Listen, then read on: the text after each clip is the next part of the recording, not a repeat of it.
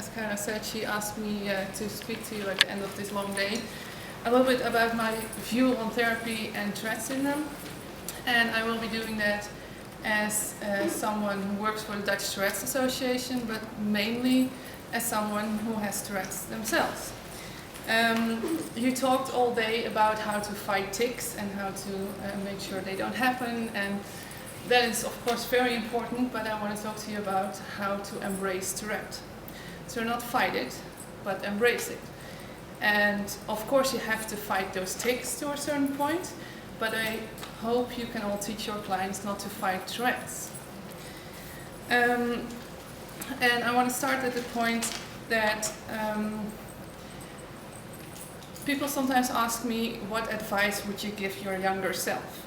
And I was thinking about that, and I wouldn't tell her to keep on fighting and to always fight and against all the stupid stuff that was happening in my life. I would tell her something way easier, and that was that it's going to be okay. Because in the end, that's all I wanted to hear, that's all I needed to hear. And I hope you can teach your clients and their parents that it is really going to be okay. A couple of weeks ago, I spent all day with this guy, Marvin, and he was in our awareness video, So You Think You Can Tic. If you haven't seen it, it's on YouTube, you should really watch it. We spent a day videotaping for a TV show that's on the national TV tonight in the Netherlands. And we talked and we laughed and we shared ideas and we created new ideas. And then at the end of the day, I came home and I saw this message on our Facebook group. And it was a message from a mom. And she said that she knew that it was coming, but now she heard it, she only could cry because her son just got diagnosed. So what I did is I sent her a private message with a picture that says something like hug. And I told her about the depths that I've been going through and that Marvin has been going through in his life as well, and about the awesome day we had because of our Tourette. And I told her that it's going to be okay. And she said that's all she needed to hear. Because living with Tourette shouldn't be a fight, it shouldn't be a battle. Because who can fight all their life? You can't, I can't, and you shouldn't have to. Living with Tourette's is living your life and enjoying your life. You just gotta learn how to do it. And you all here can make that difference. Because we all know it really takes a village. I can name my mom, my friends, my physical therapist, my teacher, I have a cheat sheet for this, my neurologist, my psychologist, and Kara and Jolanda here up front. You can really play a key role in your patient's life. And teach them not to fight, but to embrace Tourette.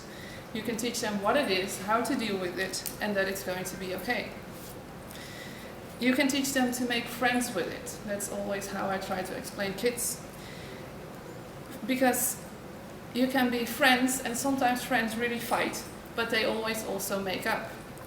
Some people call it their twin, or their brother or sister, and I like to call it my friend. I talk with it, I negotiate with it, and I make deals with it. Like now, I'm here and it's a really busy week and I'm already exhausted. I have 2 days ahead. And that means that last week I had to lay in bed most of the week. And that's okay, because I knew it and it's worth it in the end. Because Tourette's isn't scary. It isn't something you want to wish away or that you have to fight against. Because we all know it's not going anywhere. And that's really okay. Tourette's can make you do wonderful things in the end. If you look at it really closely, it does. The thing that they called stubborn when I was really young, I now use as perseverance. Just to prove a point that I'm trying to make right now. You can do anything you want, with or without Tourette's. Last August, I took a leap of faith and I went to Uganda for 3 months. And when I was there, I saw this problem and I decided to do something with it. And that really wasn't on the plan. I decided to open a bakery that is going to pay for the school fees for street children in northern Uganda. And it took my creativity and my perseverance that was given to me by my Tourette's. I stayed for a total of 8 months, and I did it. The bakery opened a couple months ago, and it's running, and in a couple of years we will be able to pay school fees. And I can honestly say that without my Tourette's, I would probably not have been able to do it. I mean, there are so many examples, we all know them. We have Tim Howard, of course, we have Miss Iowa and Miss Arizona, finalists at the X Factor America and American Idol. We have actors, we have writers, and the list goes on and on. And with the right guidance from you, kids really can become anything they want. But they need to learn how to live with it, and they need your help. When I was 16, at the beginning of my depression, I told this in Athens as well, I wrote in my diary that I wanted to travel around the world and talk about Tourette's.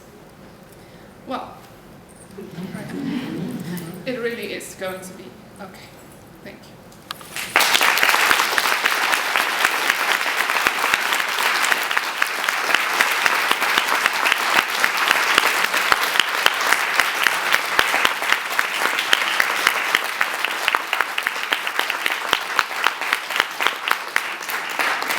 So what more do we need to say? It's going to be okay. We thank you all. Thank you, Laura. Thank you all.